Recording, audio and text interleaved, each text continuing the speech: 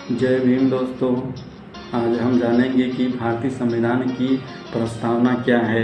हम तो बाबा साहब के बारे में बहुत कुछ जानते हैं, लेकिन उन्होंने हमारे प्रति क्या मुख्य अधिकार दिए हैं, हमारे संविधान की प्रस्तावना क्या है, ये बहुत कम लोग ही जानने की चेष्टा रखते हैं। आइए हम जानते हैं भारत संविधान की प्रस्तावना क्या है। जैसे कि भारत संविधान की प्रस्तावना यह है कि हम भारत के लोग भारत को एक संपूर्ण प्रभुत्व संपन्न समाजवादी पंथ निरपेक्ष लोकतंत्रात्मक गणराज्य बनाने के लिए तथा उसके समस्त नागरिकों को न्याय, सामाजिक, आर्थिक और राजनीतिक विचार, अभिव्यक्ति, विश्वास, धर्म और उपासना की स्वतंत्रता, प्रतिष्ठा और अवसर की समानता प्राप्त करने के लिए तथा उन सब में व्यक्ति की गरिमा और राष्ट्र की एकता को अखंडता सुनिश्चित करने वाली बद्धता बढ़ाने के लिए दृढ़ संकल्प होकर अपनी इस संविधान सभा में आज तारीख 26 नवंबर 1949 को एनत द्वारा संविधान को अंगीकृत या अधिनियमित और अर्पित करते हैं। संविधान सभा यानी संविधान की प्रस्तावना के मुख्य 4 घटक इस प्रकार हैं। जैसे नंबर 1, यह इस बात की ओर इशारा करता है कि संविधान के अधिकार का स्रोत भारत के लोगों के साथ निहित है। यह इस बात की घोषणा करता है कि भारत एक समाजवादी धर्मनिरपेक्ष लोकतांत्रिक और गणराज्य राष्ट्र है। यह सभी नागरिकों के लिए न्याय, स्वतंत्रता,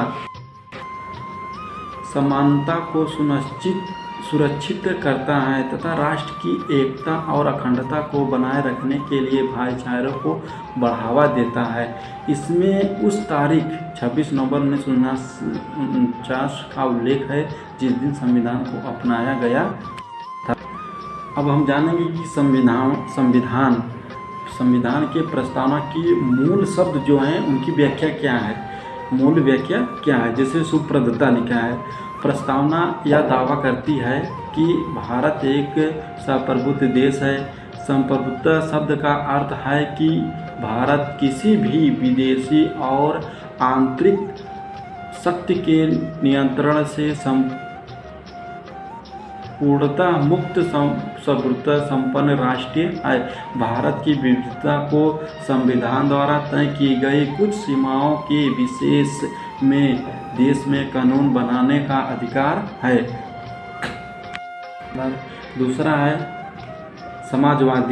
समाजवादी शब्द संविधान के 1976 में हुए 42वें संशोधन अधिनियम द्वारा प्रस्तावना में जोड़ा गया है। समाजवाद का अर्थ है समाजवादी के प्रति लोकतांत्रिक तरीकों से होती है। भारत ने लोकतांत्रिक से समाजवाद को अपनाया है। लोकतांत्रिक समाजवाद का एक मिश्र अर्थव्यवस्था में विश्वास रखती है जहां निजी और सार्वजनिक दोनों क्षेत्रों कंधे से कंधा मिलाकर सफर तय करते हैं। इसका लक्ष्य गरीब, अज्ञानता, बीमारी और अवसर की असमानता को समाप्त करना हो। धर्मनिरपेक्ष शब्द संविधान के 1976 में हुए 42वें संशोधन अधिनियम द्वारा प्रस्तावना में जोड़ा गया है। भारतीय संविधान में धर्मनिरपेक्ष शब्द का अर्थ है कि भारत में सभी धर्म को राज्यों से समानता, सुरक्षा और समर्थन पाने का अधिकार है। संविधान के भाग के अनुच्छेद 25, 28 एक मौलिक अधिकार के रूप में धार्मिक स्वतंत्रता को सुनिश्चित करता है। लोकतांत्रिक शब्द का अर्थ है कि संविधान के स्थापना एक सरकार के रूप में होती है जिस चुनाव के माध्यम से लोग द्वारा निर्वाचित होकर अधिकार प्राप्त होते हैं। प्रस्तावना इस बात की पुष्टि करता है कि भारत एक लोकतांत्रिक देश है जिसका अर्थ है कि सर्वोच्च सत्ता लोगों के हाथ में है। लोकतांत्रिक शब्द का प्रयोग राजनीतिक, आर्थिक और सामाजिक लोकतांत्रिक के लिए प्रस्तावना के रूप में प्रयोग किया जाता है। सरकार के जिम्मेदार प्रतिनिधि, सार्वभौमिक व्यावसायिक मताधिकार, एक वोट एक मूल्य, स्वतंत्र न्यायपालिका आदि भारतीय लोकतांत्रिक की विशेषता गणराज्य एक गणतंत्र अथवा गणराज्य में राज्य का मुख्य प्रत्यक्ष या परोक्ष रूप से लोगों द्वारा चुना जाता है। भारत के राष्ट्रपति को लोगों द्वारा परोक्ष रूप से चुना जाता है, जिसका अर्थ संसद और राज्य विधानसभाओं में आने वाले प्रतिनिधियों के माध्यम से।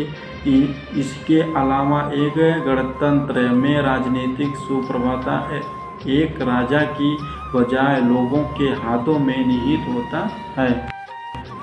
न्याय प्रस्तावना में न्याय शब्द के 3 अलग अलग रूपों में समाविष्ट किया गया है। सामाजिक, आर्थिक और राजनीतिक, जिन्हें मौलिक और नीति निर्देश सिद्धांतों के विभिन्न प्रावधानों के माध्यम से हासिल किया गया है। स्वतंत्रता का तात्पर्य एक व्यक्ति जो मजबूरी के अलावा या गतिविधियों के वर्चस्व के कारण तानाशाही, गुलामी, चाकरी, कारावास, तानाशाही आदि से मुक्त या स्वतंत्र करना है। समानता का अभिप्राय समाज के किसी भी वर्ग के खिलाफ विशेषकर भेदभाव को समाप्त करने से है। संविधान की प्रस्तावना देश के सभी लोगों के लिए स्थिति और अवसरों की समानता प्रदान करती है। संविधान देश में सामाजिक, आर्थिक और राजनीतिक समानता प्रदान करने का प्रयास करता है।